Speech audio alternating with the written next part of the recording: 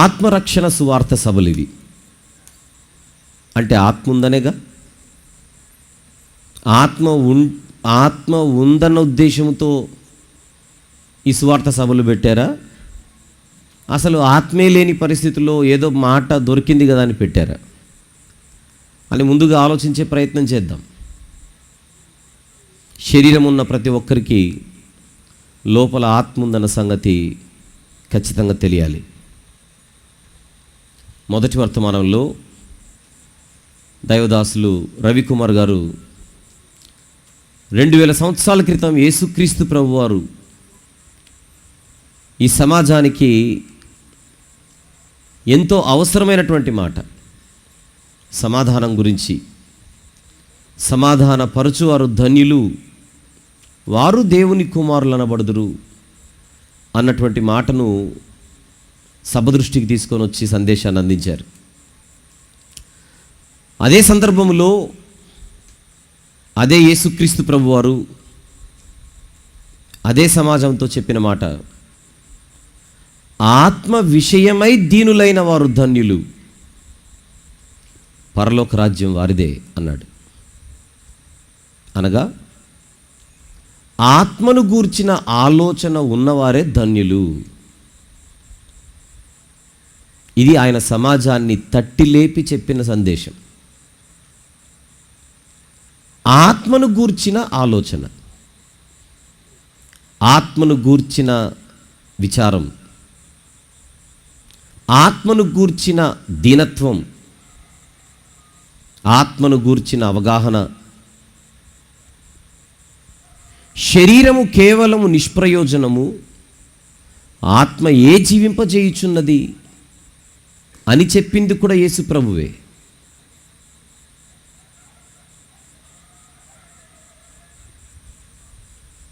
కొన్ని సందర్భాలలో అధిక విద్య వెర్రి పుట్టించి ఆత్మ లేదు, దేవుడు లేడు, దయ్యము లేదు, స్వర్గము లేదు, నరకము లేదు అని చెప్పేవారు కూడా ఈ ప్రపంచంలో ఉన్నారు, చదువుకున్నవారు.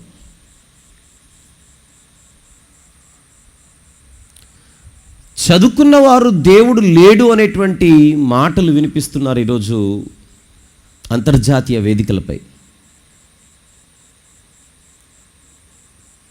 కానీ పరిస్థితులన్నీ తలక్రిందులైనప్పుడు ఎంత మొనగాడైనా గుర్తు తెచ్చుకునేది అదే దేవుణ్ణే. మళ్ళీ ఓ మై గాడ్ అని అంటాడు. ఓ మై డాడ్ అంటాడా? ఓ మై డాడ్ అంటాడా? ఓ మై గాడ్ అంటాడా? గాడే, దేవుడే. ఇంట్లో అమ్మ ఉంటుంది, ఓ మై మామ్ అంటాడా? భార్య ఉంటుంది, ఓ మై వైఫ్ అంటాడా? పరిస్థితులు చేయి దాటేటప్పుడు తెలియకుండానే మనిషికి గుర్తొచ్చే ఒకే ఒక పదం దేవుడు. దేవుడు ఎవరా దేవుడు? ఆత్మ. దేవుడెవరు? ఆత్మ, పరమాత్మ. ఆ పరమాత్ముని పిల్లలుగా ఆత్మలైన మనందరం ఈ శరీరాలలో కొద్ది రోజులు, కొద్ది కాలం ఉండి వెళ్ళిపోవాలి. శరీరాలకైతే తండ్రులు, ఆధార్ కార్డులో నా తండ్రి పేరు వేరు, మీ తండ్రి పేరు వేరు. వీరిని భౌతిక తండ్రులు అని అంటారు, శరీర తండ్రులు అని అంటారు. కానీ మనందరి లోపల మనముగా ఆత్మలమైన మనము ఎవరమైతే ఉన్నామో శరీరాలలో, ఈ ఆత్మలకు మాత్రం తండ్రులు లేరు, తండ్రి మాత్రమే ఉన్నాడు.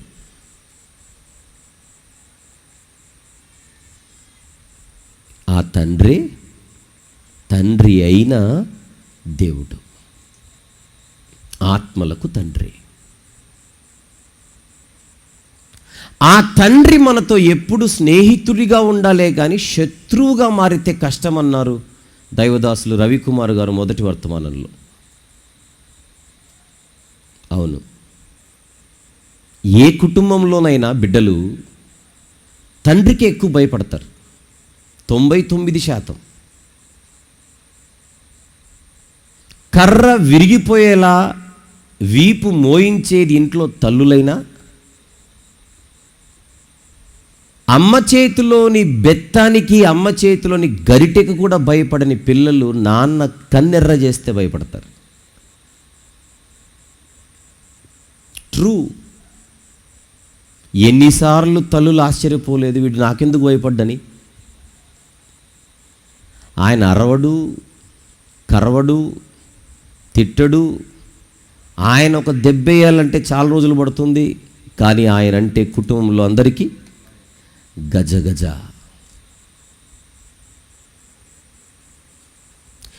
శరీరాలకు తండ్రులైన వారికే మనం ఎంతో భయపడుతున్నాం. అలాంటిది ఆత్మలకు తండ్రి అయిన వానికి ఇంకెంత భయపడాలి. వాస్తవం కదా, నిజం కదా. ఇదే ప్రశ్నే పరిశుద్ధ గ్రంథమైన బైబిల్ అంటే బ్రతుకు పుస్తకం. బజారుకి వెళ్ళి మనం ఒక వస్తువు కొంటే దానితో పాటు ఒక పుస్తకం ఇస్తారు, దాని పేరు మాన్యువల్. ఆ వస్తువును తయారు చేసిన కంపెనీ వారు ఆ పుస్తకం ఒకటి ఇస్తారు ఆ వస్తువుకి. అది వస్తువు యొక్క పుస్తకం. వస్తువును తయారు చేసిన కంపెనీ వారు ఆ వస్తువుకు సంబంధించిన పుస్తకం ఇస్తారు. అది సత్యమైతే, బ్రతుకునిచ్చిన దేవుడు మన బ్రతుకుకు ఒక పుస్తకం ఇచ్చాడు. అది మన చేతిలో ఉన్న బైబిల్. ఇది మన మాన్యువల్. చదువుకోవాలి. మరి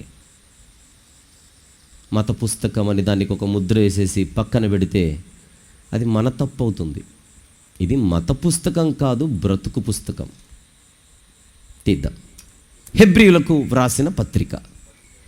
తెలియని వారి కోసం, పరిశుద్ధ గ్రంథంలో 2 విభాగాలు ఉంటాయి, పాత నిబంధన, క్రొత్త నిబంధన. ఆ క్రొత్త నిబంధన అనే విభాగములో హెబ్రీయులకు వ్రాసిన పత్రిక అనే ఒక పత్రికలో 12వ అధ్యాయము 9వ వచనంలో ఉన్న మాటను ఒక్కసారి చూద్దాం.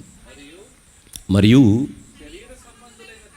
శరీర సంబంధులైన తండ్రులు, బహువచనం, తండ్రులు ప్లూరల్. శరీర సంబంధులైన తండ్రులు మనల్ని శిక్షించేవారుగా జీవితంలో కనబడుచున్నారు. ఆ తండ్రుల యందు మనకు భయము ఉంది, భక్తి ఉంది. అట్లయితే ఆత్మలకు మాత్రము బహువచన రూపంలో తండ్రులు లేరు, ఒక్కడే తండ్రి. ఆత్మలకు తండ్రి ఆయన, శరీరాలకు కాదు. ఈ శరీరాలను విడిచిపెట్టి మనం వెళ్ళిపోయే రోజు ఒకటి ఉంది. ఆ రోజున మనం బయటికి వెళ్ళిపోయిన తర్వాత వచ్చిన వాళ్ళందరూ కూడా మన ఆత్మకు శాంతి కలగాలని కోరుకొని ఎవరిళ్ళకు వాళ్ళు వెళ్ళిపోతారంటే ఆత్మ ఉందని ఒప్పుకుంటున్నట్టే కదా. మళ్ళీ ఆ ఆత్మ గురించే మాట్లాడుతున్నాను. ఆ ఆత్మలకు ఎవరైతే తండ్రిగా పరలోకంలో ఉన్నారో ఆ పరమాత్మకి మనందరము మరి ఎక్కువగా లోబడి బ్రతకాలి కదా. లోబడి కదా. లోబడమంటోందా బైబిల్? తిరగబడమంటోందా? లోబడితే స్నేహితుడు, తిరగబడితే శత్రువు అవుతాడు, పగవాడవుతాడు, విరోధవుతాడు. ఆకాశమా ఆలకించు, భూమి చెవియొగ్గు. నాకు పిల్లలున్నారు, వారు నా మీద తిరగబడుతున్నారు. లోబడట్లేదు, తిరగబడుతున్నారు. మనము తిరగబడితే చూస్తూ చూస్తూ చూస్తూ సైలెంట్గా, అమ్మో ఇంతమంది తిరగబడితే నేనేమయ్యేదని సైలెంట్గా ఉండే నిస్సహాయుడు, అసమర్థుడు కాదు దేవుడు. ఎలాంటి వార్నింగ్లు ఇస్తున్నాడో ఒకసారి చూద్దాం. లేవియాకాండం ఎలాంటి హెచ్చరికలు ఉన్నాయో మనుషులకు ఒక్కసారి చూద్దాం. లేవియాకాండము 26వ అధ్యాయం. లేవియాకాండము 26వ అధ్యాయం ఎవరైనా వ్రాసుకునే అలవాటు ఉంటే 14 నుండి 17, వ్రాసుకునే అలవాటు ఉంటే 14 నుంచి 17, చదువుకోవడానికి మాత్రం ముందుగా 14 చదువుదాం. మీరు నా మాట వినక, నా ఆజ్ఞలనన్నిటినీ అనుసరింపక, నా కట్టడలను నిరాకరించిన ఎడల, అలా అలా అలా అయితే, నా ఆజ్ఞలను అనుసరించకపోతే, నా కట్టడలను నిరాకరిస్తే, నా మాట వినకపోతే, 17వ వచనములో నేను మీకు పగవాడనవుదును, మీకు చావు తప్పదంటున్నాడు కింది మాటలో. మాట వింటే ఒకలా ఉంటుంది జీవితం, మాట వినకపోతే చరిత్రే మారిపోతుంది అంటున్నాడు. Is that not warning? వార్నింగ్లా లేదా అది? జాగ్రత్త. ఇది పరిశుద్ధ గ్రంథమైన బైబిల్ సమాజానికి ఇస్తున్న హెచ్చరిక. మరొకటి చూద్దాం. దేవుడు పగవాడైతే పరిస్థితి ఎలా ఉంటుందో తెలుసుకునే ప్రయత్నం ఈ తొలి 2-3 వచనాలలో మనం గమనిద్దాం. ద్వితీయోపదేశకాండము 31వ అధ్యాయం. ద్వితీయోపదేశకాండము 31, 16-17 వచనములు నేను చదువుతాను. 16-17 దేవుడు మోషే అనే దైవజనుడితో మాట్లాడుతున్న మాటలు ఇవి. ఇదిగో, నీవు నీ పితరులతో పండుకొనబోచున్నావు. పండుకొనబోచున్నావు అంటే మరణించబోతున్నావు. చివరి మాట, అలా నువ్వు మరణించిన తర్వాత నేను వారితో చేసిన నిబంధనను వారు మీరుదురు. నువ్వు పోయిన తర్వాత, నువ్వు ఉంటే వాళ్ళ బతుకులు ఒకలా ఉంటాయి, నువ్వు పోయిన తర్వాత వాళ్ళ భవిష్యత్తు చెబుతున్నాను అంటున్నాడు దేవుడు. అలా మీరినప్పుడు నెక్స్ట్, నేను కింది మాట, వారిని విడిచి వారికి విరోధినగుదును, అప్పుడు వారు క్షీణించిపోదురు. నేను విరోధినైతే రిజల్ట్ ఏంటి? క్షీణించిపోవడం. నేను పగవాడనైతే రిజల్ట్ ఏంటి? లేవ్యాకాండంలో చావు. ఇంకొకటి చూద్దాం. న్యాయాధిపతుల గ్రంథం 2వ అధ్యాయము 15వ వచనం ఒక్కసారి చూద్దాం. న్యాయాధిపతుల గ్రంథము 2వ అధ్యాయము 15వ వచనం. యెహోవా వారితో చెప్పినట్లు, యెహోవా వారితో ప్రమాణము చేసినట్లు, వారు పోయిన ప్రతి స్థలమున వారికి బాధ కలుగజేయుటకు, యెహోవా అంటే దేవుడు, దేవుడు వారికి శత్రువు ఆయను గనుక, నెక్స్ట్ మాట, వారికి మిక్కిలి ఇబ్బంది కలిగెను. అంటే దేవుడు శత్రువు అయితే రిజల్ట్ ఏంటి? మిక్కిలి ఇబ్బంది, క్షీణించిపోవడం, భయంకరమైన పరిస్థితులు, తట్టుకోలేం. ఇదే కదా దీని అర్థం. అందుచేత జ్ఞానవంతులు ఎవరైనా దేవునికి దగ్గరుండాలే కానీ సై అంటే సై, డి అంటే డి అని అంటే ఎలుకొచ్చి ఏనుగు దగ్గర తొడగొట్టినట్టు ఉంటుంది. ఎలుకకు మీసాలు ఉంటాయి, ఏనుగు ముందు దిప్పకూడదు. దాన్ని ఎక్స్ట్రాలు అంటారు, ఓవర్ యాక్షన్ అంటారు. ఒకవేళ ఎలుక ఏనుగు ముందు తొడగొట్టినా ఏమోలే కొట్టిందిలే అనుకోవచ్చేమో, కానీ దేవుని ముందు మనిషి మాత్రం తల దించే బతకాలి, తలదించే.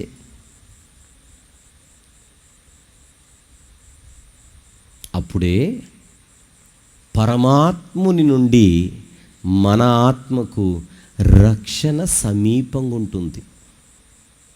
ఎవరికి రక్షణ సమీపంగా ఉంటుంది? భయపడేవారికి రక్షణ సమీపంగా ఉంటుందే కానీ తిరగబడేవారికి కాదు. ఏ సభలు ఈ 2 రోజులు గుర్తు చేసుకుందాం. ఏ సభలు ఇవి? ఆత్మ రక్షణ సభలు. మనందరం ఏదో ఒకరోజు ఈ శరీరాలను విడిచిపెట్టి బయటికి వస్తాం. బయటికి వచ్చినప్పుడు ఈ ఆత్మ రక్షణనే చూడాలి, కానీ శిక్షను చూడకూడదు. అది జరగాలంటే మన జీవితంలో చోటు చేసుకోవలసిన ఒక మొదటి సూత్రం అర్థం చేసుకునే ప్రయత్నం చేస్తున్నాం, ఒక్కొక్క అడుగు ముందుకు వేస్తూ. మరొక మాట, కీర్తనల గ్రంథం, కీర్తనల గ్రంథము, అందులోని 85వ కీర్తన. కీర్తనల గ్రంథములోని 85వ కీర్తన. ఒక్కసారి 9వ వచనములోని 2వ మాటను జాగ్రత్తగా చూద్దాం. అందరు తీశారుగా. 85వ కీర్తన 9వ వచనములోని క్రింది మాట, ఆయన అంటే దేవుడు, దేవుడు దయచేసే రక్షణ ఆయనకు భయపడు వారికి సమీపంగా ఉందే గాని తిరగబడే వారికి కాదు.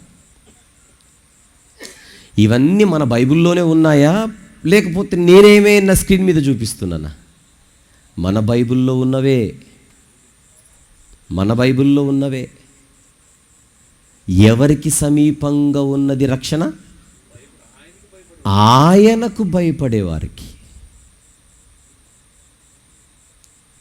భయపడితే రక్షణ, లేదంటే శిక్ష, లేదంటే ఆయన యాంటీ అయిపోతాడు.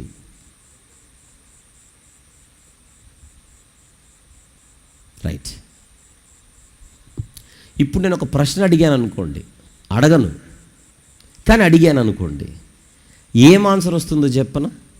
అందరు కూడా చేయెత్తుతారు. ఆ ప్రశ్న, మనలో ఎంతమందికి దేవుడు అంటే భయమో చెప్పండి అన్నాను అనుకోండి, అందరు చేయెత్తుతారు. వచ్చిందే దేవుని సభకు, ఎత్తకపోతే పరువు పోదు, ఎత్తాలి. అయితే నేను రెండో ప్రశ్న అడుగుతాను అప్పుడు, ఎందుకు భయం దేవుడు అంటే అని అడుగుతాను.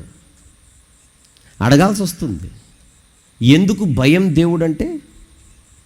ఏమి తెలుసని భయం? ఎంత తెలుసని భయం? ఇక్కడ మనలో బహుశా ఒకవేళ ప్రతిరోజు బైబిల్ చదివే అలవాటే లేని వాళ్ళు కూడా ఉండొచ్చు. I'm right or not? Yes or no? ప్రతిరోజు బైబిల్ చదివే అలవాటు లేని వారు కూడా ఉండొచ్చు ఇక్కడ. అసలు ఆదివారం మందిరానికి రావడమే గగనం అన్న పరిస్థితి ఉన్న వాళ్ళు ఉండొచ్చు ఇక్కడ. పండుగలకు మాత్రమే అటెండెన్స్ వేసి వెళ్ళిపోయే వాళ్ళు కూడా ఉండొచ్చు, లేదా ఇలాంటి సభలు జరిగితే వచ్చి కూర్చొని వెళ్ళిపోయే వాళ్ళు ఉండొచ్చు, లేదా పలానాయన సభకు వస్తే వెళ్దాము, వేరే వాళ్ళు వస్తే వెళ్ళడం వద్దు అనే లెక్కలేసుకునే వాళ్ళు కూడా ఉండొచ్చు. అవునా కాదా?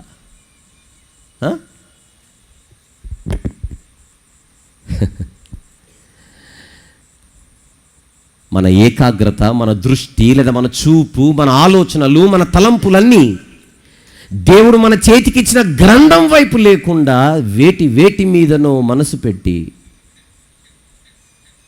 మందిరానికి రావడం కష్టం, అప్పుడప్పుడు సభలకు వచ్చి కూర్చొని వెళ్ళిపోవడం, లేదా అప్పుడప్పుడు పండుగలకు మందిరానికి రావడం, అసలు వాక్యం చదువుకోవడానికే మనసు లేక టైం లేదని చెబుతూ సాకులు చెప్పి పక్కకి వెళ్ళిపోయే మనకు దేవుని గురించి ఏమి తెలుసని భయపడాలి? ఏం తెలుసని భయపడుతున్నాం? ఈ పాయింట్ నేను రైజ్ చేయడానికి నా దగ్గర ఒక బలమైన కారణం ఉంది. ఆ కారణం 119వ కీర్తనలో కనబడుతుంది. తీద్దాం. కీర్తనల గ్రంథములోని 119వ కీర్తన. కీర్తనల గ్రంథములోని 119వ కీర్తన. ఒకసారి 38వ వచనము చూద్దామా? 38 అందరు దిద్దామా? 119వ కీర్తన 38. నీవిచ్చిన వాక్యము మనుషులలో నీ భయము పుట్టించుచున్నది. అంటే మనుషులలో అసలైన భయం దేవుని యందు కలగాలంటే ఫస్ట్ ఆఫ్ ఆల్ వాళ్ళ దగ్గర ఏముండాలి? వాక్యం ఉండాలి. దేవుడిచ్చిన వాక్యం మన దగ్గర ఉంటే దేవుడంటే మనలో అసలైన భయం రావడానికి అవకాశం ఉంది. అసలు వాక్యాన్నే పట్టుకోకుండా, వాక్యాన్నే పట్టించుకోకుండా నాకు దేవుడంటే భయం అని మనం చెప్పడం అబద్ధమవుతుందా, నిజమవుతుందా? ఊరికే అంటాం అంతే, దేవుడు అంటే భయం, అమ్మో దేవుడని. లైట్లు ఆన్లో ఉంటే, లైట్లు ఆఫ్ చేసి అడిగితే దేవుడు అంటే భయమా, దయ్యం అంటే భయమా? లైట్లు ఆఫ్ చేస్తే చెప్పండి. లైట్లు ఆన్లో ఉంటే దేవుడు, ఆఫ్ చేస్తే తెలుస్తుంది ఎవరు భయమో.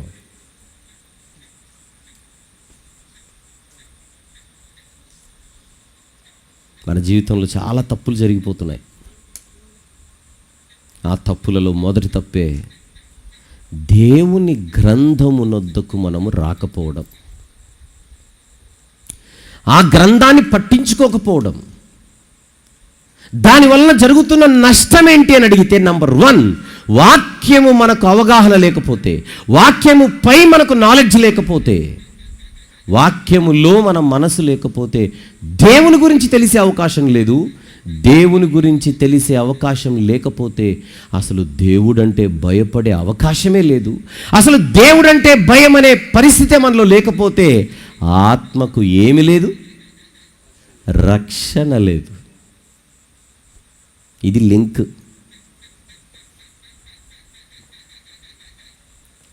ఫర్ యువర్ కైండ్ ఇన్ఫర్మేషన్, ఈ 2 రోజుల సభల పేర్లేంటి? ఆత్మ రక్షణ సభలు. ట్రాక్ అంతా అదే ఉంటుంది. ఎలాగైనా సరే ఆత్మను రక్షించుకొని వెళ్ళిపోవాలి మనం పోయేలోపు. ఎలాగైనా సరే ఆత్మను సేఫ్ జోన్లో పెట్టే వెళ్ళిపోవాలి పోయేలోపు. వాస్తవం ఏంటంటే, నేను చెప్పాల్సిన అవసరం లేదు, చావు అందరికీ వస్తుంది. కాకపోతే ఒకరికి ముందు ఒకరికి తర్వాత రావడం ఖాయం. ఇది తెలియక కొంతమంది తొందరపడి పక్కోళ్ళని చంపేస్తుంటారు. కత్తులతోనో, రాళ్లతోనో, తుపాకులతోనో, బాంబులతోనో. ఒకరు చంపితేనే కాదు పక్కోడు చచ్చిపోయేది, ఏమి చేయకున్నాడు చచ్చిపోతాడు. చంపి రక్తం మనకెందుకు అంటుకోవాలి అన్న బుర్ర లేక. ఎవరికి లేక? ఎవరికి లేక? చంపేటోళ్లకు లేక, నరహంతకులకు లేక. ఆ నరహంతకులలో చరిత్రలో మొట్టమొదటి నరహంతకుడి పేరు కయీను. ఎసర్నో? కయీను. ప్రపంచ మానవ చరిత్రలో మొట్టమొదటి హత్య చేసిన వీరుడు, శూరుడు అందమా? ఆయన అభిమానులందరూ అదే అంటారు. మరి కయీన్ లాంటి వాడికి ఎవరైనా ఫ్యాన్స్ ఉంటే మా హీరో అంటాడు పటం పెట్టుకొని ఫోటో. పితామహుడు, మూలపురుషుడు. ఎవరిని చంపాడు?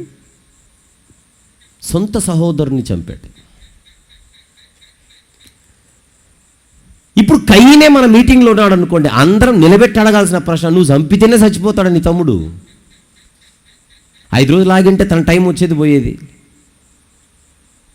ఎంత సమస్య మెడకు చుట్టుకున్నావయ్యా కయీను. నీ తమ్ముడిని చంపానని నువ్వు అనుకుంటున్నావేమో, నువ్వు ఆయనకు విరోధ అయిపోయావే. అమ్మయ్య నా తమ్ముడు నేను వదిలించుకున్నాను అనుకుంటున్నావేమో, నీకు ఆయన శత్రువు అయిపోయాడే. అసలు నీ సహోదరుణ్ణి నువ్వు ద్వేషిస్తేనే నరహంతకుడు ఆయన అంటుంటే, నువ్వు కత్తి తీసుకొని రాయెత్తో నెత్తి మీద వేసి చంపేస్తివే.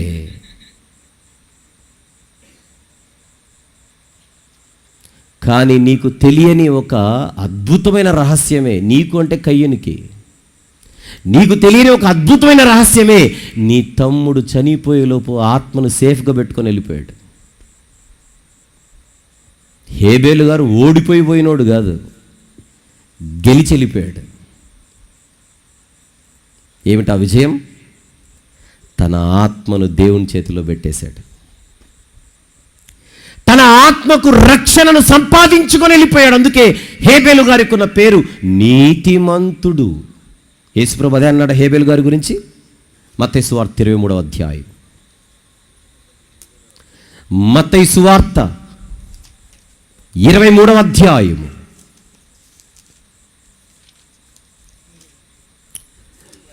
35వ వచనము చూద్దాం ఒక్కసారి. యేసు ప్రభు ఇస్తున్న సర్టిఫికెట్, ఇంకెవరి సర్టిఫికెట్లు అవసరం లేదు ఇక్కడ. మత్తయి సువార్త 23వ అధ్యాయము 35వ వచనం చూస్తున్నాం. యేసు ప్రభు హేబేలు గారికి ఇచ్చిన డిస్క్రిప్షన్ ఏంటి? నీతిమంతుడు. ఎప్పుడు నీతిమంతుడు? చనిపోయిన తర్వాత కూడా నేను సర్టిఫికెట్ ఇస్తున్నాను, హీఈస్ రైచియస్. నీతిమంతుడు. అడుగుదాం యేసు ప్రభుని, ఎలా నీతిమంతుడు ప్రభువా? ఎలా నీతిమంతుడు అని అడిగితే, చదువు నాయనా నా గ్రంథాన్ని, ఆ గ్రంథములో నీకు వాస్తవం కనబడుతుంది.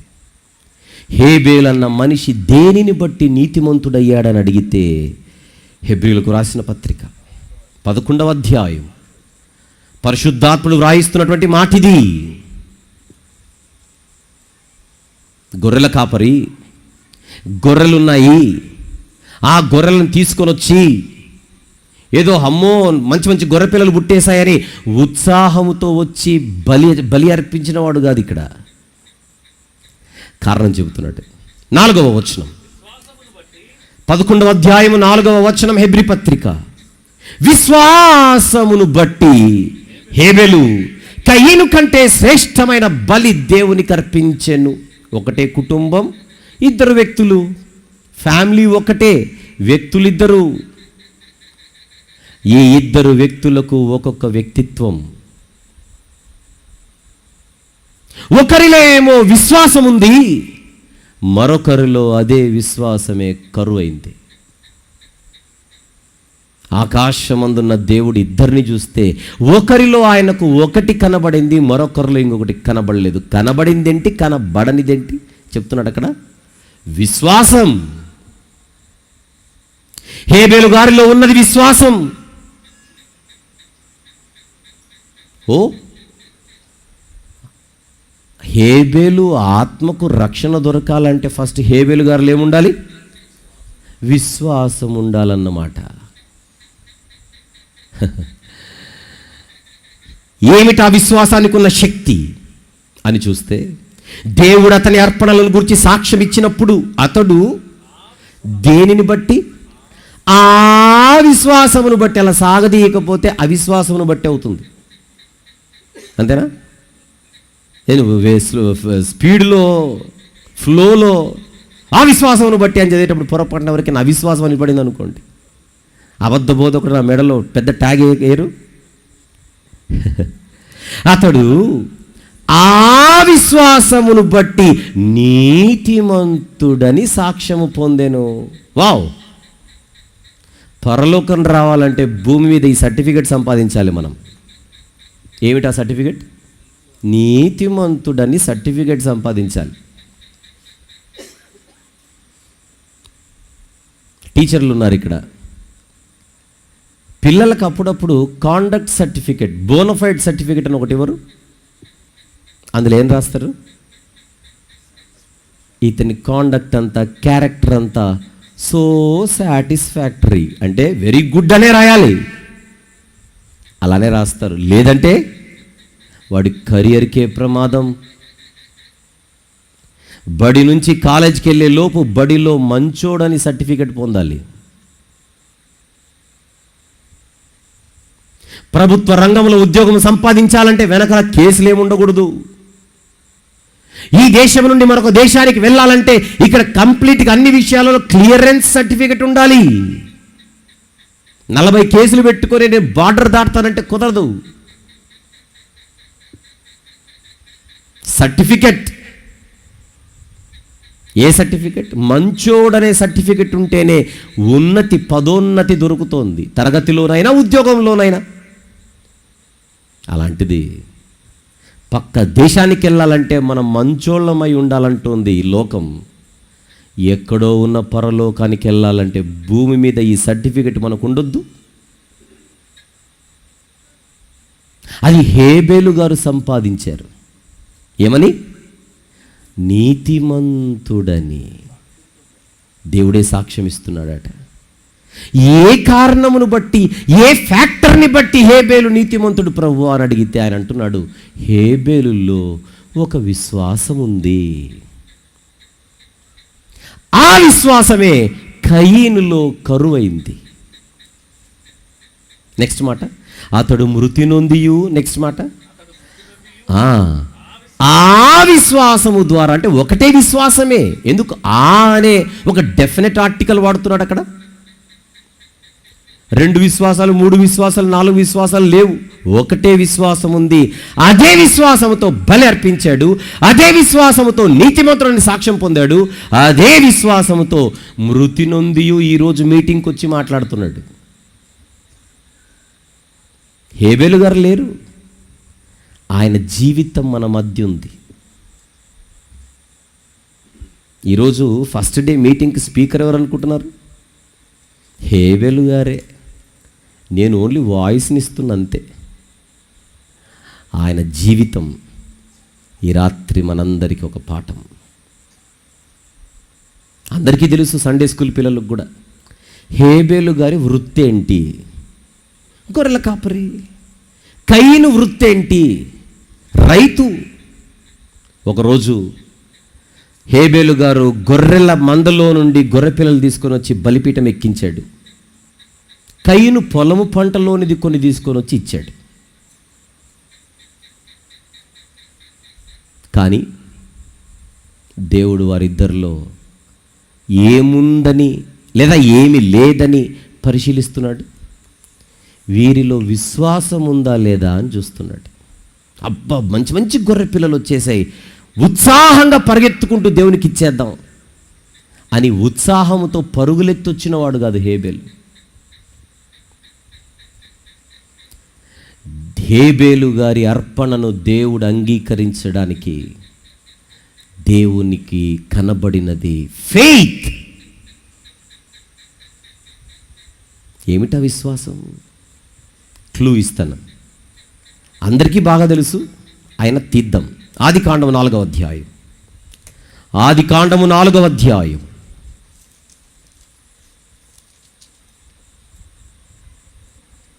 4వ వచనం ఒకసారి చూద్దాం. 4.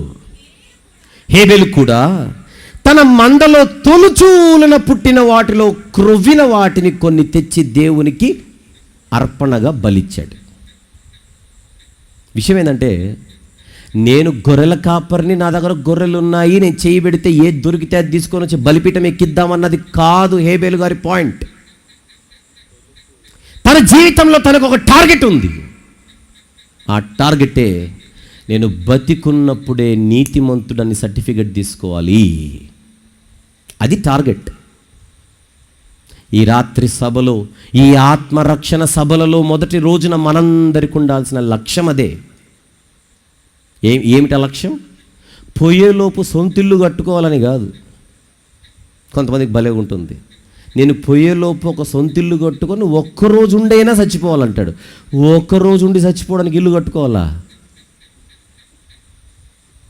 పెద్ద 5 స్టార్ హోటల్కి వెళ్ళి రూమ్ బుక్ చేసుకొని ఆ రోజు ఉండి నెక్స్ట్ డే చచ్చిపోతే అయిపోదు? 50 లక్షలు, ₹1 కోటి అప్పు చేసి లోనుకు తిరిగి ఇల్లు కట్టుకొని మొదటి రోజు ఉండి 2వ రోజు చచ్చిపోవాలా? ఏమిటి లక్ష్యాలు?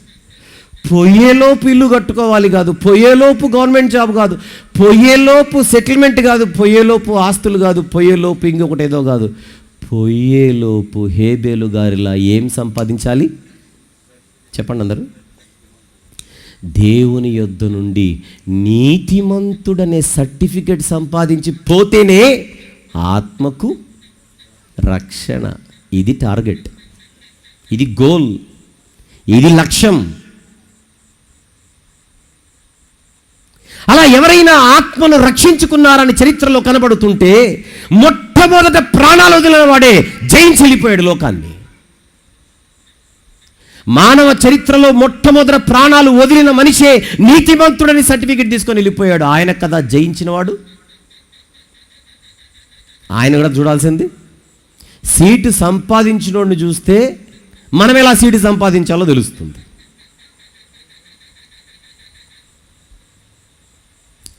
సక్సెస్ను చూసిన వాళ్ళని చూడాలి, ఫెయిల్ అయిన వాళ్ళని చూస్తే మనకు లాభం ఏంటి? ఎవరికైనా జిమ్కి వెళ్ళిన అనుభవం ఉంటే, జిమ్కి వెళితే ఫోటోలన్నీ ఎలా ఉంటాయి చెప్పండి? పెద్ద పెద్ద బాడీ బిల్డర్లు అన్నీ ఫోటోలు ఉంటాయి. ఊదితే ఎగిరిపోయేవాడిని ఫోటో పెట్టుకొని జిమ్లో పెట్టుకున్నాడు అనుకోండి, ఏమి చూద్దామని ఏం చేద్దామని ఇప్పుడు జిమ్కి వెళ్ళి.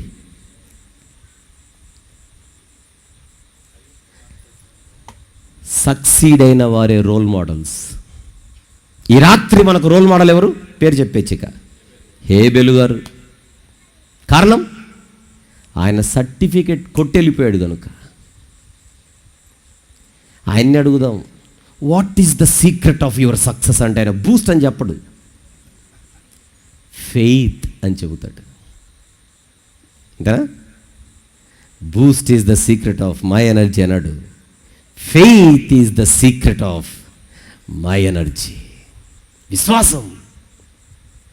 నువ్వు విశ్వాసం అంటున్నావు కానీ మాకు అర్థం కావట్లేదు. అలాగైతే నేను బలిపీఠాన్ని ఆశ్రయించానన్న సంగతి రాత్రి నేర్చుకుంటున్నాడు హేబేలు గారు. హేబేలు గారు నీతిమంతుడవ్వడానికి దేన్ని ఆశ్రయించాడు? నెంబర్ 1, బలిపీఠం. కయీన్ ఎక్కడికి రాలేకపోయాడు? బలిపీఠం దగ్గరికి రాలేకపోయాడు. అంటే హేబేలు గారికి తన జీవితంలో నేను నీతిమంతుడని సర్టిఫికెట్ పొందాలంటే ఎక్కడికి వెళ్ళాలన్న అడ్రస్ తెలుసు. చెప్పండి. ఆ అడ్రస్ పేరే బలిపీఠం. బలిపీఠం నేర్చుకుందాం. మనము నీతిమంతులు కావాలన్న కోరిక ఉంది. నీతిమంతులు కావాలన్న కోరిక మనకుంటే ఇప్పుడు ఎక్కడికి వెళ్ళాలి చెప్పండి? బలిపీఠము నొద్దకు వెళ్ళాలి. భయపడకండి, బలిపీఠం అనగానే రైట్. బలిపీఠము దగ్గరికి వెళ్ళిన ఆయన సైలెంట్గా ఉండకుండా ఆ బలిపీఠముపై ఒక పశువును ఆశ్రయిస్తున్నాడు. ఫర్ యువర్ కైండ్ ఇన్ఫర్మేషన్, ఏ పశువు? ఏ పశువు పడితే ఆ పశువు కాదు, మందలోని తొలుచూలిన పుట్టిన గొర్రె పిల్లలే వర్కౌట్ అవుతాయి. అది కండిషన్ నెంబర్ 1. అదే నా 4వ వచనంలో చదివింది మనం. ఆదికాండము 4:4. తన మందలో ఏ గొర్రె పిల్లలను తీసుకున్నాడు? తొలుచూలన పుట్టిన పిల్లలైతేనే తాను నీతిమంతుడు కాగలడు. 2వ బిడ్డ, 3వ బిడ్డ, 10వ బిడ్డ వర్కౌట్ అవ్వదు. చేతికి ఏది దొరికితే అది తీసుకొని వచ్చి వేసేస్తామంటే కుదరదు. నన్ను దేవుడు అంగీకరించాలి అనంటే నా పక్షాన బలిపీఠంపై ఒక పశువు ఎక్కాలి. అది తొలుచూలున పుట్టినదై ఉండాలి. అది సరిపోదు. ఇప్పుడు 2వ కండిషన్ ఏంటి? అది క్రొవ్వినదై ఉండాలి.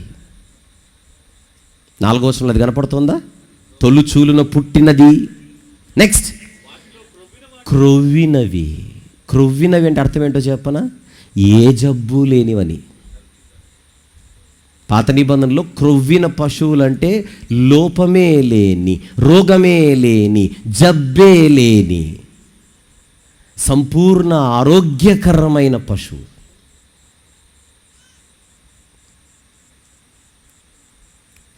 లోపమే లేని, రోగమే లేని, వ్యాధే లేని, జబ్బే లేని ఈ పశువును పాత నిబంధనలు ఏమంటారో చెప్పనా? నిర్దోషమైన గొర్రె పిల్ల. పాత నిబంధనలు ఈ పదం ఉందంటారా? నిర్దోషమైన గొర్రె పిల్ల అనే పదం ఉందా లేదా? ఉంది. నిర్గమకాండం 12వ అధ్యాయము. చాలా ఉన్నాయి, ఒకటి చాలు. నిర్గమకాండము 12వ అధ్యాయం 5వ వచనం, 6 చూద్దాం నేరుగా. 6వ వచనం, నిర్దోషమైన ఏడాది మగపిల్లను తీసుకోవాలి. మొదటి వర్తమానంలో సమాధాన బలి గురించి చెప్పినప్పుడు సహోదరులు దైవదాసులు రవికుమార్ గారు అదే గుర్తు చేశారు. బలిపీఠం, మగపిల్ల, నిర్దోషమైనది. వ్రాత రూపకముగా దేవుడు నిర్గమకాండంలో ఇస్తున్నాడు. వ్రాత రూపకమైన ధర్మశాస్త్రము రాకముందే, వ్రాత రూపకమైనటువంటి లేఖనాలు, శాసనాలు రాకముందే హేబేలు గారికి జ్ఞానం పరలోకం నుండి వచ్చింది. నేను నీతిమంతుడవ్వాలంటే నా జీవితంలో నేను చేయవలసింది మొట్టమొదటిది నాకున్న జీవితంలో నాకున్న పరిధిలో ఆ దేవుడు పరిశుద్ధుడని నాకు తెలియాలి. ఆ పరిశుద్ధుడు పరిశుద్ధులనే అంగీకరిస్తాడు కానీ పాపులను అంగీకరించడు. పాపులకు ఆయన యొద్ద చోటు లేదు. పాపము చేసిన వారికి ఆయన అనుగ్రహించే మహిమ రాదు. ఏ భేదమును లేదు. అందరూ పాపము చేయుచు దేవుడు అనుగ్రహించు మహిమను పొందలేకపోవచ్చున్నారంటే అర్థం ఏంటి? పాపులకు మహిమ ప్రవేశం లేదు. ఇది ఎవరికి తెలుసు? హేబేలు గారికి తెలుసు. హేబేలు గారు తన జీవితంలో చేసిన మొట్టమొదటి పని, నేను పరిపూర్ణుడైన మనిషిని కాదు అని ఫిక్స్ అయిపోయాడు. నేను పాపినే. హెబ్రీ పత్రికలో అంటాడు, హేబేలు కంటే మరి శ్రేష్టముగా పలుకు ప్రోక్షణ రక్తమునకు మీరు వచ్చారు. అంటే యేసుప్రభు రక్తము హేబేలు రక్తము కంటే శ్రేష్టమైనది అని అంటే హేబేలు రక్తం 100కు 100% క్లీన్ కాదనే కదా అర్థం. ఇది హేబేలు గారికి తెలుసు. నేను పాపిని అని తెలుసుకున్నాడు. నా పాపాలు కడుగబడాలంటే నేను బలిపీఠం దగ్గరికి వెళ్ళాలని తెలుసుకున్నాడు. ఆ బలిపీఠంపై నా పక్షాన తొలుచూలున పుట్టిన నంబర్ 2 నిర్దోషమైన గొర్రె పిల్లలు వధించబడాలి. వధించబడినప్పుడు ఆ నిర్దోషమైన గొర్రెపిల్ల రక్తం బలిపీఠముపై చిందింపబడాలి. నా పక్షాన చిందింపబడే ఆ గొర్రెపిల్ల రక్తమే నన్ను దేవుడు అంగీకరించేలా చేయను. ఇది కదా హేబేలు గారిలో ఉన్న విశ్వాసం. మీకు గుర్తుంది కనుక నేను చెప్పాల్సిన అవసరం లేదు. ఐగుప్తు మీదకి దేవుడు పంపిన 10 తెగుళ్లలో చిట్ట చివరిది సంహారక దూత. ఆ సంహారక దూత ఇశ్రాయేలు కుటుంబాలను నాశనము చేయకుండా దేవుడు ఎవరిని ఆశ్రయించమన్నాడు? ఇందాక నిర్గమాకాండం 12 అదే. నిర్దోషమైన గొర్రెపిల్ల రక్తాన్ని మీ ఇంటి ద్వారపు కమ్మీలకు ఏం చేయాలి? రాయాలి. నేను ఆ రక్తమును చూచి దాటిపోయేదను. అందుకే ఈ పండుగ పేరు పాస్ ఓవర్. చూద్దాం మళ్ళీ నిర్గమాకాండం 12 13వ వచనం చూద్దాం. 13 నిర్గమాకాండం 12వ అధ్యాయము 13వ వచనం. మీరున్న ఇండ్ల మీద ఆ రక్తము మీకు గుర్తుగా ఉండును. నెక్స్ట్ మాట, నేను మీ ముఖాలు చూసి కాదు. చూడండి అక్కడ మాట, నేను మీరేదో గొప్పోళ్ళు, మీరేదో నీతిమంతులు, మీరేదో మంచోళ్ళని కాదు. దేన్ని చూసి? ఆ నిర్దోషమైన గొర్రెపిల్ల రక్తమును చూచి మిమ్మును నశింపజేయక దాటిపోయేదను. మీకు నాశనము రాకుండా ఉండడానికి మీకు దిక్కెవరని చెప్తున్నాడు నిర్గమాకాండంలో? నిర్దోషమైన గొర్రెపిల్ల రక్తం. తమాషలా? ఇవన్నీ ఊరికే రాయించాడా? అనగనగనగనగనగా అని చెప్పే కథలా? అనగనగా చెప్పే కథలు కాదు, ఏమనుకున్నా జరిగిన చరిత్ర ఇది.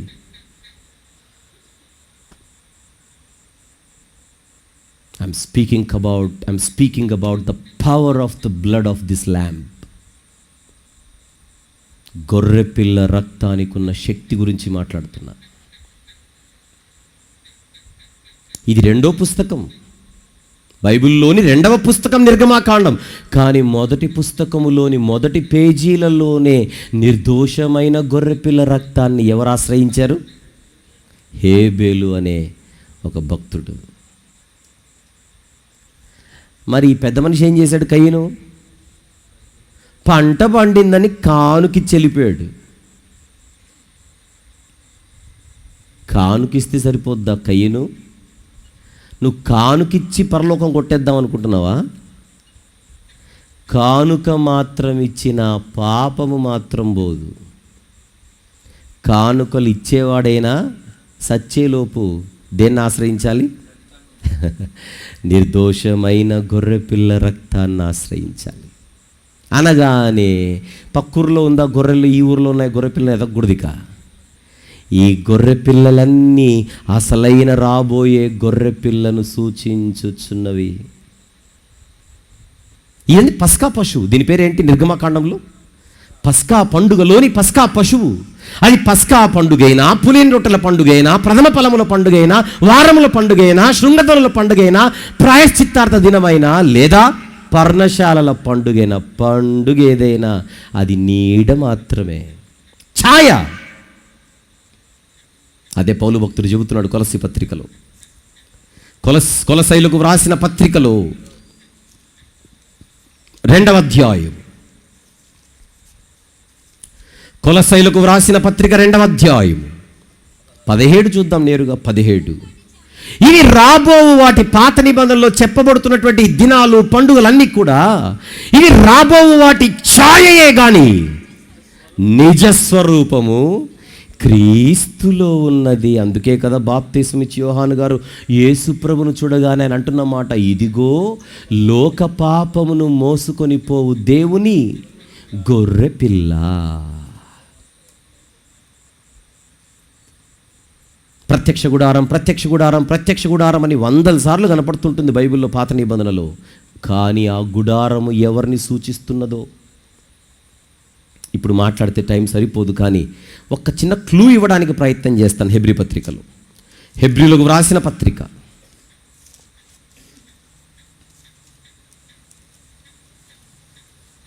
9వ అధ్యాయం, వచనము కూడా 9. వచనము కూడా 9. ఆ గుడారము ప్రస్తుత కాలమునకు ఉపమానముగా ఉన్నది. పండుగలేమో ఛాయగా ఉన్నవి, గుడారమేమో సాదృశ్యంగా ఉన్నది. అంటే పాత నిబంధన నీడైతే క్రొత్త నిబంధన నిజం. నిజాన్ని చూపించే నీడే పాత నిబంధన. ఆ నిజం ఎక్కడుంది? కొలస్సీ పత్రికలో ప్రభు అయిన యేసుక్రీస్తు వారిలో ఉన్నది. తొలుచూలున పుట్టి నిర్దోషమైన గొర్రెపిల్ల. యేసు ప్రభుకున్న టైటిల్స్లో ఒక టైటిల్ ఏంటి? జ్యేష్ఠుడు. యేసు ప్రభుకున్న బిరుదులలో ఒక బిరుదు పేరు చెప్పండి. జ్యేష్ఠుడు. 2 నిర్దోషి. నిర్దోషి. అదే హెబ్రీ పత్రిక, 7వ అధ్యాయము 26వ వచనం. హెబ్రీ పత్రిక 7వ అధ్యాయము 26వ వచనం. పవిత్రుడును, నెక్స్ట్ మాట, నిర్దోషి. ఎక్స్క్యూజ్ మీ, ఎంత అద్భుతం, ఎంత ఆశ్చర్యం అంటే, హేబేలు గారు బతికున్నప్పుడే పాపుల కొరకు భవిష్యత్తులో జరగబోయే క్రీస్తు బలియాగాన్ని తెలుసుకొని, ఎరిగి, విశ్వసించి ఒక బలిపీఠాన్ని ఆశ్రయించి ఆ బలిపీఠముపై ఆ గొర్రెపిల్ల రక్తము ప్రోక్షింపబడుతూ ఉంటే ఆ గొర్రెపిల్ల రక్తాన్ని చూడకుండా విశ్వాసం అన్నది అదృశ్యమైన వాటికి రుజువు. తన కళ్ళ ముందు యేసుక్రీస్తు ప్రభు యొక్క రక్తం ఇంకా చిందింపబడలేదు, కానీ భవిష్యత్తులో అది జరగబోతోంది. అది ఆయనకున్న, చెప్పాలి, విశ్వాసం. ఒక 2 వచనాలు చూద్దాం. 2 వచనాలు చూద్దాం. లేవియాకాండం 17. లేవియాకాండము 17వ అధ్యాయం 11వ వచనము చూద్దాం. 11 అందరు దిద్దాం. వెరీ ఇంపార్టెంట్ వచనాలు. ఒక 2 చూద్దాం. అందులో మొదటిది 11. రక్తము దేహమునకు ప్రాణము అని, నెక్స్ట్ మాట, మీ నిమిత్తము ప్రాయశ్చిత్తము చేయనట్లు బలిపీఠము మీద పోయుటకై దానిని మీకిచ్చితిని. అంటే ప్రాయశ్చిత్తం కలగాలంటే మనుషుల పక్షాన బలిపీఠముపై ఏం ప్రోక్షింపబడాలి? దేవుని చట్ట ప్రకారంగా రక్తం. ఎవరి రక్తం? నిర్దోషమైన పశువు రక్తం. చూస్తున్నారా కట్టడ శాసనం? హెబ్రీ పత్రిక 9 అగైన్ మరొక వచనం. హెబ్రీలకు రాసిన పత్రిక 9వ అధ్యాయం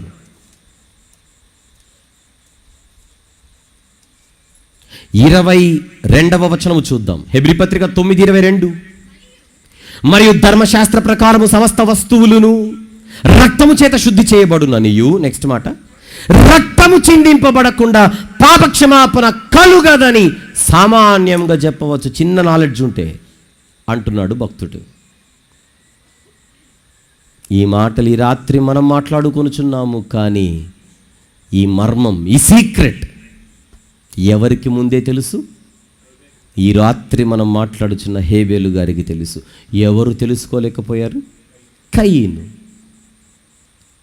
తెలుసుకునే అవకాశం లేక కాదు, తెలుసుకునే అవకాశం ఉన్నా, చెప్పేవాళ్ళు కళ్ళెదురుగున్నా ఈ అయ్యగారు పట్టించుకోలేదు. మీకు డౌట్ రావచ్చు, వీళ్ళిద్దరికి ఎవరు చెప్పింటారా అని. అంత ఇబ్బంది పడాల్సిన అవసరం లేదు. సండే స్కూల్ టీచర్లు లేకపోయి ఆ రోజుల్లో, వీళ్ళదే ఫస్ట్ ఫ్యామిలీ, ఇంకా వీళ్ళకెవరు చెప్తారనుకుంటే అసలు డౌటే ఉండాల్సిన అవసరం లేదు. కయీను హేబేలులకు దేవుని వాక్యాన్ని చెప్పింది వాళ్ళ మమ్మీ డాడీ. ఏం పేర్లో? ఆదాము మరియు హవ్వమ్మలు. ఇప్పుడు ఇంకొక డౌట్ రావాలి, వీరికి ఎవరు చెప్పింటారు? వాళ్ళ డాడీ చెప్పింటాడు. ఆదాము వాళ్ళ డాడీ, హవ్వమ్మ వాళ్ళ డాడీ. కౌన్ హే? పరమాత్మ హే. మీకు ఒక ఆశ్చర్యకరమైనటువంటి విషయం చెప్పనా? ఏదెను వనంలో సిలువను గూర్చిన వార్త ప్రకటించబడిందంటే నమ్ముతారా?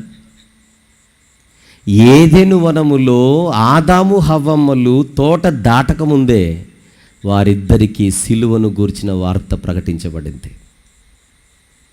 చూద్దామా వచనం? ఆదికాండం 3వ అధ్యాయం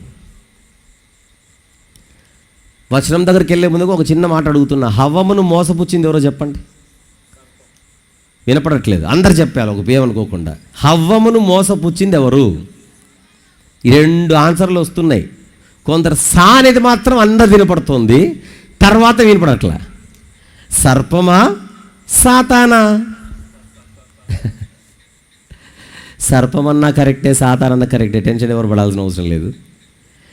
సర్పము మాత్రమే కాదు మోసపుచ్చింది, దాని వెనకలున్న సూత్రధారి సాతాను. సాతానుకున్న టైటిల్స్లో ఒక టైటిల్ ఏంటి? ఆది మహా ఘట సర్పం. సర్పముతో మాట్లాడుతున్నాడు దేవుడు. 15వ వచనం కదూ, 15. ఆదికాండం 3వ అధ్యాయము 15వ వచనం.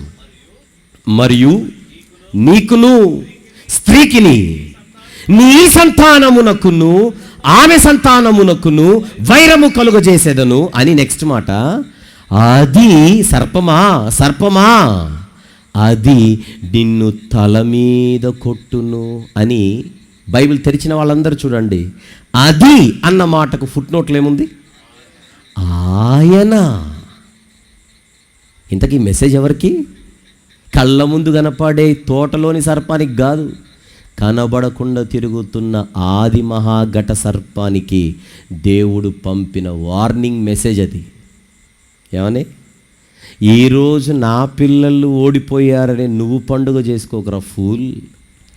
భవిష్యత్తులో ఒక వీరుడు వస్తాడు, నీ తలను చితక త్రొక్కుతాడు. సర్పమా, నిన్ను తల మీద కొట్టే వీరుడు ఒకడు వస్తాడు. ఏ సంతానములో? స్త్రీ సంతానములో. స్త్రీ సంతానములో వచ్చి అపవాది క్రియలను లయము చేయడానికి భూలోకంలో అడుగు పెట్టినవాడే ఈ రాత్రి నేను మాట్లాడుచున్న ప్రభు అయిన యేసు క్రీస్తు వారు. గలతీ పత్రిక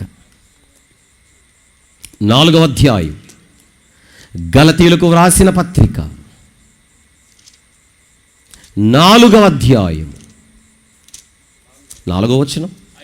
అయితే కాలము పరిపూర్ణమైనప్పుడు దేవుడు తన కుమారునిని పంపెను, ఆయన స్త్రీ సంతానముగా వచ్చినవాడు. ఎందుకోసం వచ్చాడు? అపవాది క్రియలను లయపరుచుటకంటాడు యోహాను భక్తుడు తన మొదటి పత్రికలో. ఏదెను వనములో చెప్పబడిన ప్రవచనం 2000 సంవత్సరాల క్రితం నెరవేరింది.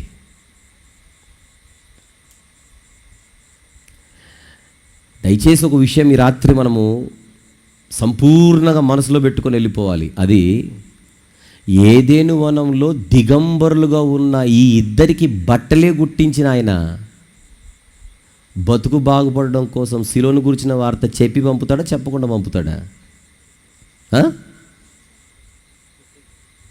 పాపులకు పరిష్కారం ఎక్కడుంది? గొర్రెపిల్ల రక్తములో. యేసు ప్రభు చనిపోయింది ఆయన తర్వాత వచ్చిన వాళ్ళ కోసం కాదండోయ్, ఆయన కంటే ముందున్న వాళ్ళ కోసం, ఆయన తరములో ఉన్న వారి కోసం, తర్వాత రాబోయే వారి కోసం కూడా. కరెక్ట్గా చెబితే ప్రపంచ ప్రజలను 3 గ్రూపులుగా డివైడ్ చేయాలి. క్రీస్తు పూర్వం ముందున్నవారు, క్రీస్తు తరంలో ఉన్నవారు, క్రీస్తు తర్వాత వచ్చినవారు. క్రీస్తు పూర్వం ముందున్నవారు హేబేలు గారి వలె చిందింపబడబోయే రక్తాన్ని వాళ్ళు విశ్వసించాలి. ఐ రిపీట్, నీతిమంతుడు విశ్వాస మూలమున జీవించును. ఆ నీతి ఎలా వస్తుందని అడిగితే విశ్వాస మూలమున. ఆ విశ్వాసం ఎవరిని గూర్చిన మాట వలన కలుగును? వినుట వలన విశ్వాసము కలుగును. అది ఎవరిని గూర్చిన మాట వలన విశ్వాసం వస్తుంది? క్రీస్తును గూర్చిన మాటను విశ్వసిస్తేనే విశ్వాసం అవుతాడు. నా గురించి మీ గురించి వినేసి నేను విశ్వాసం అంటే కుదరదు. ఎవరిని నమ్మితే విశ్వాసం? క్రీస్తును నమ్మితే విశ్వాసం. అది ఎవరు నమ్మారు? హేబేలు గారు నమ్మారు, కయ్యను నమ్మలేదు. మనము నమ్మాల్సింది ఆయన రక్తానే, వాళ్ళు నమ్మాల్సింది ఆయన రక్తానే. కానీ తేడా ఏంటంటే వాళ్ళు చిందింపబడబోయే, కార్చబోయే రక్తాన్ని వాళ్ళు నమ్మాలి. రెండవ తరం వారు, ఆయన తరంలో ఉన్నవారు రెండవ తరం వారు కారుస్తున్న రక్తాన్ని వాళ్ళు నమ్మాలి. ఇప్పుడు మనం ఏం చేయాలో చెప్పండి? కార్చేసిన రక్తాన్ని మనం నమ్మాలి. ముగ్గురు చేయాల్సింది నమ్మడమే, ముగ్గురు చేయాల్సింది విశ్వాసమే, ముగ్గురు చేయాల్సింది విశ్వసించాల్సిందే. నంబర్ 1, కార్చబోయే రక్తాన్ని వాళ్ళు నమ్మాలి, కారుస్తున్న రక్తాన్ని వీళ్ళు నమ్మాలి. అమ్మా ఇదిగో నీ కుమారుడు, ఇదిగో నీ తల్లి అన్నప్పుడు వాళ్ళు కళ్ళు ఎదురుగలేరు, ఉన్నారు. కారుస్తున్న రక్తాన్ని రెండవ తరం వాళ్ళు చూడాలి, కార్చేసిన రక్తాన్ని ఈరోజు మనం విశ్వసించాలి. మనమైనా వారైనా ఎవరైనా విశ్వసించాల్సింది మాత్రం ఒకే ఒక్కరి రక్తాన్ని, అది యేసు ప్రభు కార్చిన రక్తాన్ని. ఆ గొర్రెపిల్ల రక్తమే మనకు నాశనము రాకుండా ఏం చేయును? కాపాడును. ఒకనాడు గొర్రెపిల్ల రక్తం ఎవరిని కాపాడింది? ఇశ్రాయేలు ప్రజలు సంహారక దూత లోనికి రాకుండా ఆపినదే గొర్రెపిల్ల రక్తం. ఈరోజు అదే మెసేజ్, అదే స్టేట్మెంట్ చెబుతున్నాడు. నీకు రక్షణ ఇవ్వడానికి నీ ముఖం సరిపోదురా అంటున్నాడు దేవుడు. నువ్వు సరిపో, నీ ముఖం చూసి నేను రక్షణ ఇస్తాను అనుకోకు. నీ మెడలో ఏం కనపడాలి? నాకు గొర్రెపిల్ల కార్చిన రక్తం నీ జీవితానికి అంటుకొని ఉండాలి. అప్పుడే నీకు రక్షణ. ఇది కానుకలతో కొనేది కాదు. సీమోను గారడీ వాడి గురించి గుర్తు చేశారు. గారడీ వాడైన సీమోను ఏం చేశాడు? డబ్బులు ఇచ్చి కొందాం అనుకున్నాడు. లెఫ్ట్ అండ్ రైట్ ఇచ్చాడు పేతురు గారు. డబ్బులతో కొంటావా నువ్వు? దుష్టత్వం పోలేదు నీకు, ఊరికనే మునిగావంతే. మారు మనసు లేని బాప్తిస్మము నీది. ఇప్పుడే కానుకలు పట్టారు కదా. నా మెసేజ్ కంటే ముందు దాదాపుగా అందరూ కానుకలు వేసి ఉంటారు. నేను మళ్ళీ అడుగుతున్నా, కానుకలు ఇచ్చిన వాళ్ళందరూ బాప్తిస్మం పొందారా అని అడుగుతున్నా. అమ్మో నేను పొందలేదు అంటారా? అలాగైతే ఏమనుకోకండి, మీరు కానుకేసిన పరలోకం రాదు, తిట్టుకున్నా పర్లేదు. అదేంటి అయ్యగారు అంత మాట అనేసారంటే ఇంకా ఉన్నమాట చెప్పాలి. మరి సభకొచ్చి మీరు కానుకేస్తే పరలోకం వచ్చేస్తుందా? కానుకిచ్చినోడు మొట్టమొదటి కయ్యను కనపడుతున్నాడు అక్కడ. మొట్టమొదటికే టికానా లేదు, మొదటోడికే దిక్కు లేదు. ఇప్పుడు మనం కానుకలు ఇచ్చి స్వర్గాన్ని కొట్టేస్తామా? స్వర్గము రావాలంటే మన జీవితం బలిపీఠము దగ్గరికి రావాలి. ఆ బలిపీఠము పేరే సిలువ. అసలైన బలిపీఠం ఏ సిలువ? యేసు ప్రభు ఎక్కిన సిలువ. దొంగలు కూడా ఎక్కారు. సిలువ దగ్గరికి వెళ్ళమన్నా ఎవరు సిలువ దగ్గరికి వాళ్ళ దగ్గరికి వెళ్తే కుదరదు, వర్కౌట్ అవ్వదు. ఒకే ఒక్క సిలువ దగ్గరికి రావాలి. అది యేసు ప్రభు మోసిన సిలువ, యేసు ప్రభు ఎక్కిన సిలువ. దాని పేరు బలిపీఠం. ఆ బలిపీఠముపై ఏ రక్తము చిందింపబడింది? అమూల్యమైన రక్తము చిందింపబడింది. ఏది మా మట్టి కంటికి కనబడట్లేదని మీరు అనొచ్చు. చూచి నమ్మిన వారి కంటే, నెక్స్ట్ మాట, చూడక నమ్మిన వారు ధన్యులు. నమ్మి ఈ రాత్రి సభలో ప్రకటించబడుతున్న క్రీస్తును గూర్చిన మాటలు నమ్మి విశ్వసించి ఇంకా ఎవరైతే బాప్తిస్మం పొందలేదో వారు ఆయన యొద్దకు వచ్చి సిలువ విలువ అర్థం చేసుకొని విశ్వసించి ఆయన రక్తంలో కడుగబడుటకు సూచనగా మారుమనసు పొంది పాపక్షమాపణ కోసం పాపపు ఒప్పుకోలు ప్రార్థన చేసి ఆయన రక్తంలో కడుగబడుటకు సూచనగా బాప్తిస్మం సంఘం ఎదుట తీసుకోవాలి. అప్పటి నుంచి నూతన జీవితం ప్రారంభమవుతుంది. ముగింపులో ఒక 2 మాటలు చెప్పే ముందుగా ఇంతవరకు విన్న ఈ మాటలన్నిటినీ మనసులో పెట్టుకొని ఒక్కసారి పాట చూద్దాం. అది పాట కాదు, అద్భుతమైన పాఠం. ఆ పాఠములోని భావాన్ని మన జీవితానికి అవసరమైన ఒక అద్భుతమైనటువంటి లెసన్ని నేర్చుకొని ముగింపు 2 మాటలు మాట్లాడుకొని ముగిద్దాం. హేబేలు అర్పణ అంగీకరించబడినది, మరి కయీను అర్పణ తిరస్కరించబడినది. ఈ అన్నదమ్ముల మధ్య ఉన్న భేదమేమిటో ఈ పాటలో తెలుసుకుందాం.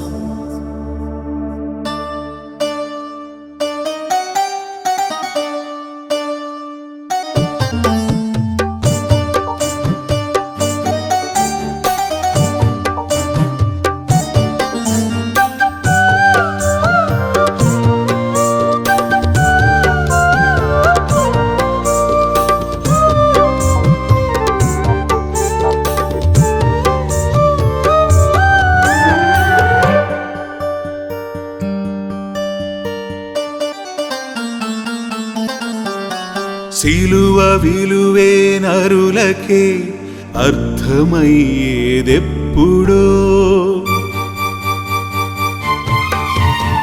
విలువ తెలిసి ఆత్మలే రక్షించుకొనుట ఎన్నడో. సిలువ విలువే నరులకే అర్థమయ్యేదెప్పుడో, విలువ తెలిసి ఆత్మలే రక్షించుకొనుట ఎన్నడో. ఇద్దరు అన్నదమ్ముల చరిత్ర, ఒకరు కయీను, మరొకరు హేబెలు. దేవునికి అర్పణలు తీసుకొని వచ్చారు. కయీను పొలము పంటలోనిది కొంత తెచ్చి దేవునికి అర్పణగా ఇచ్చాడు. హేబెలు గారు తన మందలోని గొర్రెలలో కొన్నిటిని దేవునికి అర్పణగా తెచ్చాడు. అన్నదమ్ములు ఇరువురు ఒకనాడు తెచ్చిరి అర్పణలేగా, పొలము పంటే అన్నతేగా, గొర్రె పిల్లలే తెచ్చే తమ్ముడే. అన్నదమ్ములు ఇరువురు ఒకనాడు తెచ్చిరి అర్పణలేగా, పొలము పంటే అన్నతేగా, గొర్రె పిల్లలే తెచ్చే తమ్ముడే. హేబెలు అర్పణ దేవుడే అంగీకరించెను ఎందుకో, కయీను అర్పణ ఆయనే మూసివేసెను ఏలను. హేబెలు అర్పణ దేవుడే అంగీకరించెను ఎందుకో, కయీను అర్పణ ఆయనే మూసివేసెను ఏలను. కారణాన్ని తెలుసుకో, హేబెలు బాటలు నడుచుకో. కారణాన్ని తెలుసుకో, హేబెలు బాటలు నడుచుకో. సిలువ విలువే నరులకే అర్థమయ్యేదెప్పుడో, విలువ తెలిసి ఆత్మలే రక్షించుకొనుట ఎన్నడో. ఆ అన్నదమ్ముల దగ్గరికి వెళితే ఎవరు వాళ్ళు? కయీను, హేబెలు. ఇద్దరు అర్పణలు తీసుకొని వచ్చారు. గొర్రెల మందలో నుంచి గొర్రెలు హేబెలు గారు, పొలం పంటలోనిది కయీను గారు. మరి అక్కడెందుకు ఒకరి అర్పణ స్వీకరించి మరొకరి అర్పణ స్వీకరించలేదు? హేబెలు అర్పణకి కయీను అర్పణకి మధ్య తేడా ఏంటని అడిగితే ఉత్సాహం ఉండొచ్చేమో. హేబెలు గారిలో ఉన్నటువంటి కృతజ్ఞత మనస్సు కానీ, కృతజ్ఞత హృదయము కానీ, కృతజ్ఞత భావము కానీ కయీనులో కరువైందా? అన్నదమ్ముల మధ్య మధ్య ఉన్న భేదమేమిటో ఆలోచించు. కయీనులో నా కరువు అయిన ముఖ్యమైన గుణము ఏదో? అన్నదమ్ముల మధ్య ఉన్న భేదమేమిటో ఆలోచించు. కయీనులో నా కరువు అయిన ముఖ్యమైన గుణము ఏదో? హేబేలులో నా ఉన్నదే, కయీనులో నా లేనిదే. వారి మధ్య భేదమే, తమ్మునిలో విశ్వాసమే.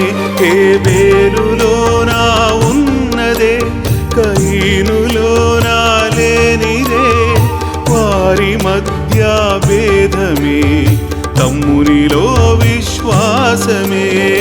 అదేమిటో తెలుసుకో, హేబేలు బాటలు నడుచుకో. అదేమిటో తెలుసుకో, హేబేలు బాటలు నడుచుకో. సిలువ విలువే నరులకే అర్థమయ్యేదెప్పుడో. విలువ తెలిసి ఆత్మలే రక్షించుకొనుట ఎన్నడో. హేబేలు గారు గొర్రెల కాపరి గనుక గొర్రెలు తెచ్చాడనుకోకండి.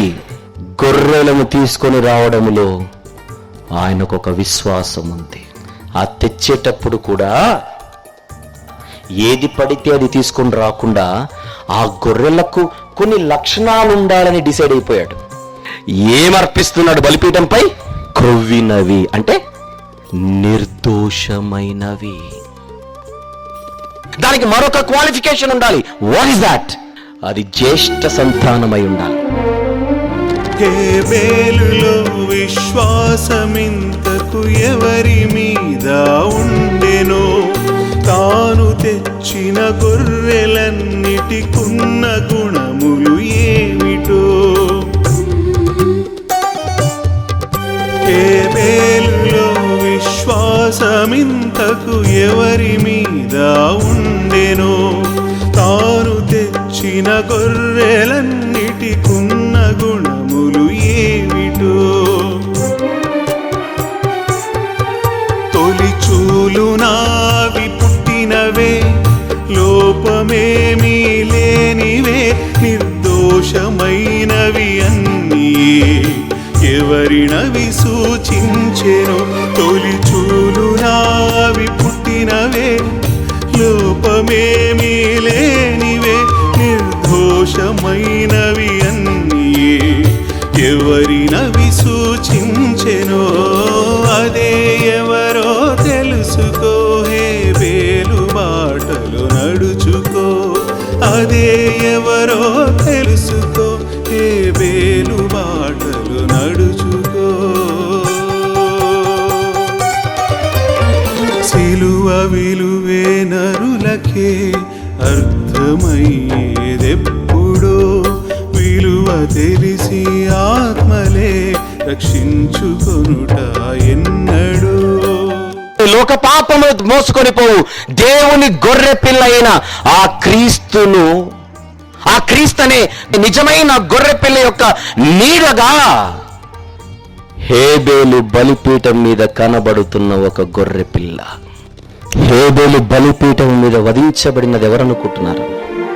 లోక పాపము మోయుటకు ఈ లోకమునకు వచ్చినదెవరు? బలిపీఠముపై ప్రజల కొరకు రక్తమిచ్చిన గొర్రె ఎవరు? లోక పాపము మోయుటకు ఈ లోకమునకు వచ్చినదెవరు? బలిపీఠముపై ప్రజల కొరకు రక్తమిచ్చిన గొర్రె ఎవరు? జ్యేష్ఠ పుత్రుడు ఆయనే, నిర్దోషిగున్నది ఆయనే. హేబేలు తెచ్చిన గొర్రెలే క్రీస్తునే సూచించెనే.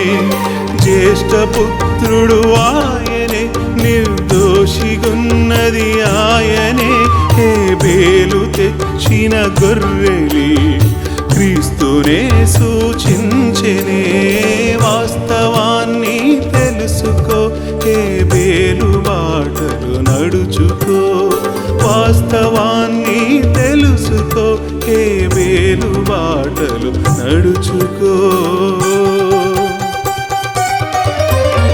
సిలువ విలువే నరులకే అర్థమయ్యేదెప్పుడో, విలువ తెలిసి ఆత్మలే రక్షించుకొనుట ఎన్నడూ.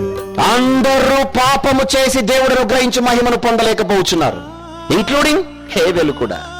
తాను పాపినని గ్రహించి తన పాపాలు కడుక్కోవడానికే బలిపీఠాన్ని ఆశ్రయించాడు. ఒక రోజు నా జీవితానికి ప్రాయశ్చిత్తం కావాలి, అది హేబేలు గారి ఆలోచన. హేబేలు దగ్గరికి వెళ్ళి నీవెవరు అని అడిగితే ఆయన చెప్పే జవాబే, నేను ఒక పాపిని.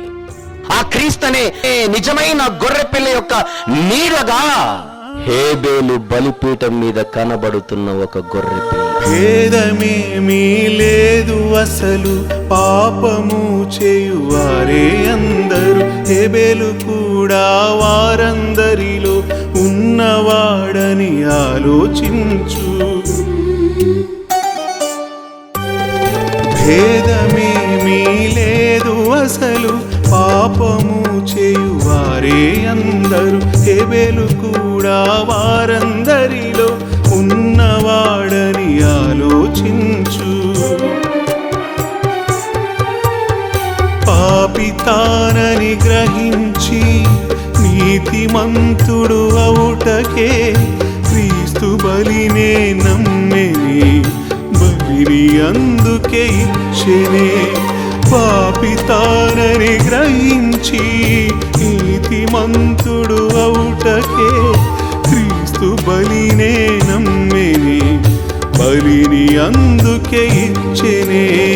జరగబోయే క్రీస్తు బలినే విశ్వసించెను హేబేలే. జరగబోయే క్రీస్తు బలినే విశ్వసించెను హేబేలే. సిలువ విలువే నరులకే అర్థమయ్యేదెప్పుడో, విలువ తెలిసి ఆత్మలే రక్షించుకొనుట ఎన్నడూ. ఇద్దరు వ్యక్తులు, ఒక వ్యక్తి తాను పాపినని గ్రహించాడు, మరొక వ్యక్తి తాను పాపినని గ్రహించలేదు. పాపినని గ్రహించని వాడు పొలములోని తెచ్చిచ్చేసి వెళ్ళిపోయాడు. ఆ పాపానికి ప్రాయశ్చిత్తం కలగాలేనంటే నువ్వు రక్తాన్ని ఆశ్రయించాలి. ఏ రక్తాన్ని? బలిపీఠము మీద ఉన్న రక్తాన్ని. ఆ బలిపీఠముపై ఎవరి రక్తం? తొలిచూలున పుట్టి నిర్దోషమైన ఒక గొర్రె పిల్ల రక్తం. హేబేలు నమ్మిన క్రీస్తునే కయీను నమ్మకపోయెని, కానుక మాత్రము తెచ్చెను గాని పాపము గూర్చిన చింతే లేదే. హేబేలు నమ్మిన క్రీస్తునే కయీను నమ్మకపోయెని, కానుక మాత్రము తెచ్చెను గాని పాపము గూర్చిన చింతే లేదే. కానుక మాత్రము ఇచ్చిన పాపము మాత్రము పోదని, యేసు రక్తము మాత్రమే ఎవరికైనా దిక్కని. కానుక మాత్రము ఇచ్చిన పాపము మాత్రము పోదని, యేసు రక్తము మాత్రమే ఎవరికైనా దిక్కని. సిలువ యొద్దకు చేరుకో, కయీను మనసును మార్చుకో. సిలువ యొద్దకు చేరుకో, కయీను మనసును మార్చుకో. సిలువ విలువే నరులకే అర్థమయ్యేదెప్పుడో, విలువ తెలిసి ఆత్మలే రక్షించుకొనుట ఎన్నడో. సిలువ విలువే నరులకే అర్థమయ్యేదెప్పుడో. తెలిసి ఆత్మలే రక్షించుకొనుట ఎన్నడూ.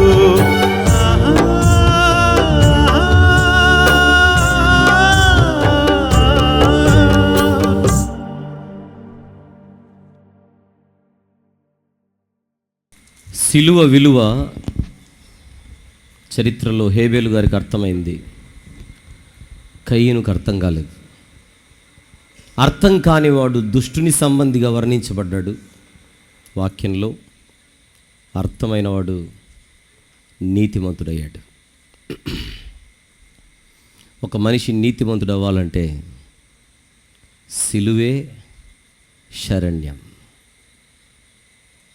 ఈ 2 రోజుల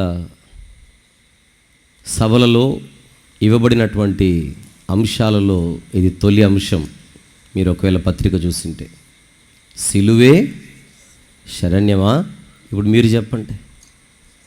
నీతిమంతులు అవ్వాలంటే మనకున్న శరణ్యం ఒకటి, అది యేసు ప్రభు మోసిన సిలువ, ఆ సిలువ మీద చిందింపబడిన రక్తం.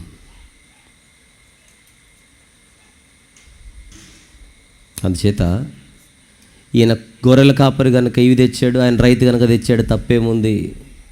బహుశా ఆయన మనస్ఫూర్తికి తేలేదేమో, ఆయన మనస్ఫూర్తికి తెచ్చాడేమో. కాదు, హేబేలు గారు గొర్రెల కాపరి కాకపోయినా గొర్రెలే తెచ్చేవాడు. పాపాలు కడగబడాలంటే గొర్రెపిల్ల రక్తమే శరణ్యం. ఇది ఎరిగినవాడు హేబేలు, ఇది ఎరుగక నాశనం అయిపోయిన వాడే కయ్యను. అందుకే అర్పించు వాటికంటే అర్పించు మనసు ముఖ్యమనే కాదు, ఈ కేసులో అర్పించు మనసుతో పాటు అర్పించేవి కూడా ముఖ్యమే. అర్థమైందని అనుకుంటున్నాను. కయ్యను అర్పణ తెచ్చాడు దేవునికి, హేబేలు అర్పణ నచ్చింది దేవునికి. అర్పించు వాటికంటే అర్పించు మనసు ముఖ్యం కాదు, అర్పించు మనసుతో పాటు అర్పించే జంతువు కూడా ముఖ్యం. ఇక్కడ ఆ జంతువు తొలుచూలున పుట్టినదై 2 నిర్దోషమైనదై ఉండాలి. అందుచేత హేబేలు గారు హృదయపూర్వకంగా తెచ్చాడు, మనసు నచ్చి. దేవుడు హేబేలు గారు కోటేశాడు కాదు స్టోరీ. ఆయన మనసులో దేవునికి నచ్చింది ఆయనకున్న విశ్వాసం. ఆ విశ్వాసము ఈ గొర్రెపిల్లపై. ఏ గొర్రెపిల్ల? తొలుచూలున పుట్టినది, నిర్దోషమైనది. వేరే కేసెస్ ఉన్నాయి, అక్కడ దేవుడు మనసును చూస్తాడు. ప్రసంగం చేయని అయిపోయింది టైం, తర్వాత ఇంటికి వెళ్ళి చదవండి. నిర్గమాకాండం 25వ అధ్యాయం మొదటి నుంచి చదివితే, నా మందిరాన్ని కట్టడానికి నువ్వు కానుకలు తెమ్మని ఇశ్రాయేలు ప్రజలకు చెప్పు మోజెస్. ఎవరైతే మనఃపూర్వకంగా తెచ్చేదరో వారి దగ్గరే తీసుకో అన్నాడు. అక్కడ అర్పించు మనసు ముఖ్యం, ఇక్కడ అర్పించు మనసుతో పాటు ఆ మనసులో విశ్వాసం, ఆ విశ్వాసముతో పాటు అర్పించు గొర్రెపిల్ల కూడా ఇక్కడ చాలా ముఖ్యం. అర్థం చేసుకొని నీతిమంతులవ్వడానికి సిలువను ఆశ్రయిద్దాం. ఎవరైతే ఇంకా బాప్తిస్ము పొందకుండా వాయిదాలు వేస్తున్నారో ఆలోచించమని సభాముఖంగా ఈ తొలి రోజున వినయంతో మనవి చేస్తున్నాను. ఎవరైతే ఇంతకు మునిపే బాప్తిస్ము పొంది ప్రభు అయిన యేసుక్రీస్తు వారు కార్చిన రక్తములు మా జీవితాలు కడుగబడ్డాయి అని ఎందరైతే అనుకుంటున్నారో నాతో సహా, ఇక మనం చేయవలసింది ప్రతిదినము ఈ వాక్యముతో మన హృదయాన్ని కడుగుకొనుచు హృదయాన్ని శుద్ధిగా ఉంచుకోవాలి. హృదయ శుద్ధి కలిగిన వారే ధన్యులు, వారు మాత్రమే దేవునిని చూచెదరు. రేపు రాత్రి మరిన్ని సంగతులు మరొక సందేశంలో మనసు పెట్టి విని బలపడడానికి చేరుకుందాం.